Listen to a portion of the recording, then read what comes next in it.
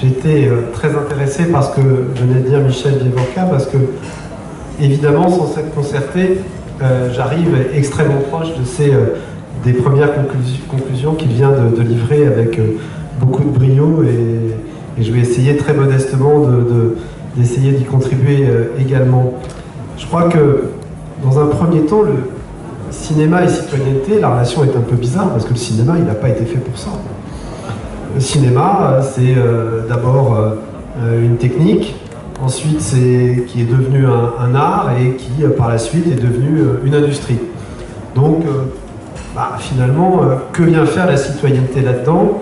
Et je rejoins complètement ce que vous disiez sur la notion de pas de côté. C'est vrai que la citoyenneté, dans un premier temps, ou en tout cas tel qu'on pouvait envisager le cinéma, on a le sentiment que le cinéma est un peu à côté de cette notion. Et puis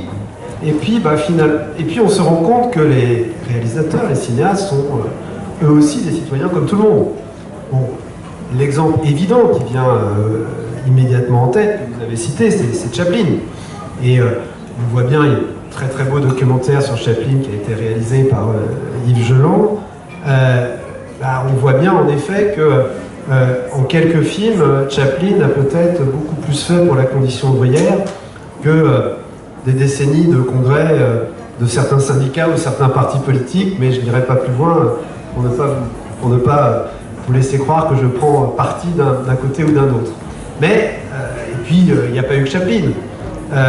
Si on regarde du côté français, on voit un cinéaste exceptionnel, malheureusement récemment disparu, comme Bertrand Tavernier, qui lui aussi en matière de citoyenneté a eu une contribution absolument essentielle sur en plus des thématiques extrêmement larges de l'adoption à la problématique de l'école, notamment dans Ça commence aujourd'hui, qui est là aussi un film tout à fait indispensable. Donc, en sus d'être un art, le cinéma est aussi devenu de plus en plus une forme d'industrie qui pousse à la réflexion, et qui pousse à une réflexion extrêmement intéressante, parce que j'ai subi, comme Michel Vieux-Vorka, les mêmes cours d'instruction civique il y a malheureusement très longtemps, et je dois dire que j'ai eu le sentiment d'apprendre beaucoup plus avec certains films qu'à travers tous ces cours qui étaient donnés, tout simplement parce que c'était plus imagé, il y avait un propos plus démonstratif qui était donné et qui était important.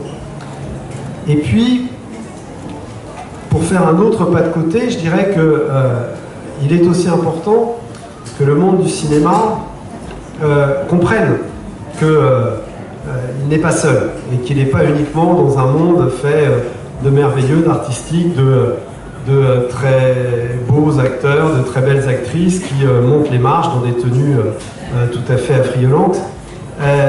Le cinéma, il est aussi fait par des gens comme vous et moi qui ont aussi une réflexion sur notre vie de tous les jours, et qui surtout ont très souvent, et ça c'est l'un des grands intérêts de la chose, une vocation et une passion de la transmission. Et cette vocation et cette passion de la transmission, elle peut être un outil absolument formidable. Dans cette très belle maison qu'est le CNC, et qui nous accueille aujourd'hui, il y a eu des initiatives extrêmement intéressantes qui ont été prises pour faire en sorte que, justement, les métiers du cinéma acceptent de transmettre aux autres. Et de transmettre aux autres avec deux propos qui sont très importants. Le premier, c'est que le cinéma, c'est d'abord un travail d'équipe. Voilà, on ne fait pas du cinéma tout seul.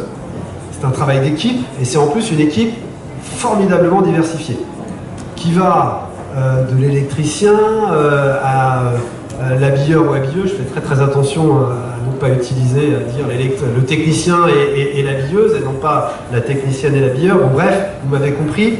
Il y a naturellement les acteurs, mais il y a aussi les réalisateurs, les assistants, etc. Enfin, il y a une palette de métiers extrêmement importante qui existe, et ce qui est fondamental, c'est que ce soit l'acteur vedette ou la personne en charge du catering, c'est-à-dire la cantine du tournage, ces deux personnes sont aussi importantes pour que le film se passe bien.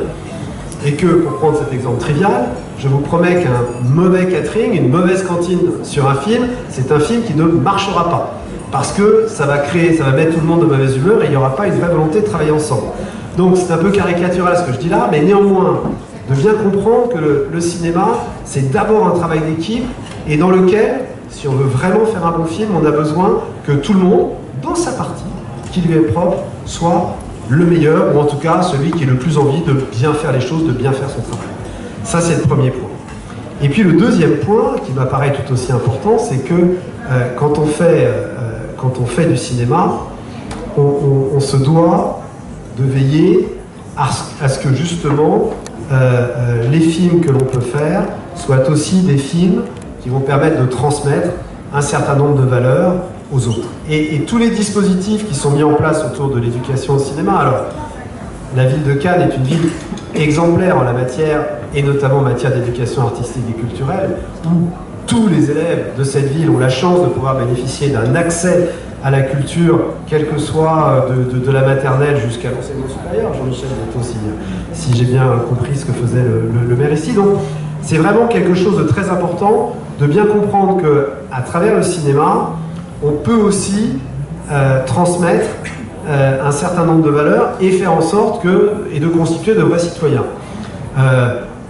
Il y a eu plusieurs expérimentations qui ont été faites ici, mais lorsque il y a des films qui peuvent porter sur des problèmes liés à la justice, eh bien c'est évident que ça peut être une excellente occasion d'expliquer à des élèves comment fonctionne un tribunal, quel est le rôle de l'avocat général ou du procureur, quel est le rôle de l'avocat de la défense, que fait chacun, à travers justement un exemple extrêmement concret que les élèves vont tout de suite pouvoir capter. Et c'est là où en effet on peut arriver, et je m'en arrêterai là, où on peut arriver à faire en sorte qu'un art, le 7e art, qui n'était vraiment pas pensé, réfléchi et constitué comme cela, peut devenir un formidable vecteur de transmission de valeurs et de constitution d'une citoyenneté qui aujourd'hui est absolument indispensable si on veut essayer de sauver ce pays de la menace de la guerre civile permanente qui est le sien. Voilà. Merci beaucoup, professeur Jean-Michel Aron.